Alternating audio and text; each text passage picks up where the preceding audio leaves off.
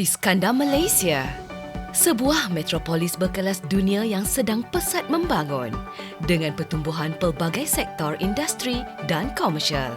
Kerancakan ekonomi Iskandar Malaysia telah menarik minat golongan profesional untuk berhijrah ke bumi bertuah ini dan seterusnya meningkatkan kadar populasi setempat. Ditambah dengan keadaan pasaran hartanah semasa yang agak tinggi, ramai pekerja tempatan menangguhkan keinginan membeli rumah dan berlakunya peningkatan permintaan terhadap rumah transit berkadar sewa rendah.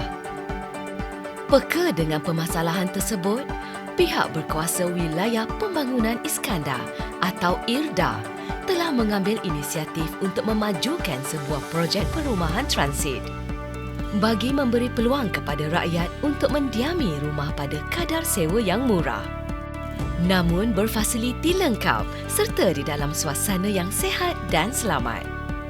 Memperkenalkan Rumah Iskandar Malaysia, perumahan transit yang terulung di rantau ini. Mula dibina pada tahun 2009, projek ini telah dimajukan dengan efisien selama 18 bulan pembinaannya. Pada 11 Disember 2011, Rumah Iskandar Malaysia telah dilancarkan secara rasmi dan mula menerima warga negara yang berkelayakan sebagai penduduk. Rumah Iskandar Malaysia dibina di atas tanah berkeluasan 60 ekar dengan kapasiti 1,500 unit kediaman. Projek perumahan ini menawarkan dua jenis unit kediaman, iaitu apartmen 3 bilik berkeluasan 900 kaki persegi dan apartmen 4 bilik dengan keluasan 1,200 kaki persegi. Sungguh pun kadar sewanya adalah lebih rendah daripada pasaran. Rumah Iskandar Malaysia merupakan satu-satunya projek perumahan yang menawarkan pelbagai jenis fasiliti, sejajar dengan matlamat untuk mewujudkan sebuah komuniti yang sihat dan sejahtera. Sejak pelancarannya pada tahun 2012, semua aset dan perjalanan operasi Rumah Iskandar Malaysia adalah diuruskan sendiri oleh IRDA melalui anak syarikatnya Prisma Harta Sendirian Berhad atau PHSB. PHSB juga mengambil tanggungjawab mempromosikan Rumah Iskandar Malaysia melalui pelbagai medium seperti media sosial, iklan bercetak, promosi bergerak serta aktiviti-aktiviti bersama kumpulan sasaran termasuk PDRM, APMM, PTP, AGIS dan lain-lain. Sejak sedekad beroperasi, Rumah Iskandar Malaysia telah menerima lebih 6,000 permohonan sewa dan telah didiami lebih daripada 3,500 buah keluarga. Perumahan ini juga merekodkan kadar penghunian sekurang-kurangnya 90% pada satu-satu masa demi mewujudkan sebuah komuniti yang transformatif dan progresif. PHSB sentiasa mengutamakan keberkesanan dan kecekapan penyampaian perkhidmatan bagi mencapai kualiti pengurusan aset awam yang terbaik dalam usaha mengekalkan kualiti kediaman, fasiliti dan persekitaran hidup penduduk. PHSB sentiasa menyemak, menilai dan menaik taraf aset Rumah Iskandar Malaysia bagi memenuhi standard perumahan kontemporari. Untuk menjamin keselamatan penduduk pula, PHSB melengkapkan Rumah Iskandar Malaysia dengan persekitaran berpagar serta spesifikasi keselamatan yang beroperasi 24 jam.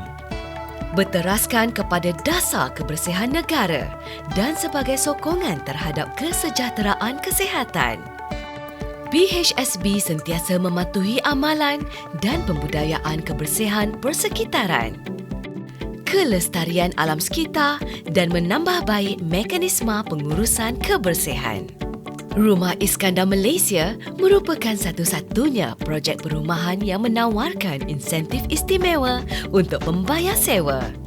Antara inisiatif yang telah dilaksanakan adalah roda cabutan bertuah pada setiap bulan, hadiah perayaan dan anugerah penyewa baik pada setiap hujung tahun. Sehingga kini, PHSB telah membelanjakan melebihi RM1 juta bagi melaksanakan inisiatif-inisiatif tersebut.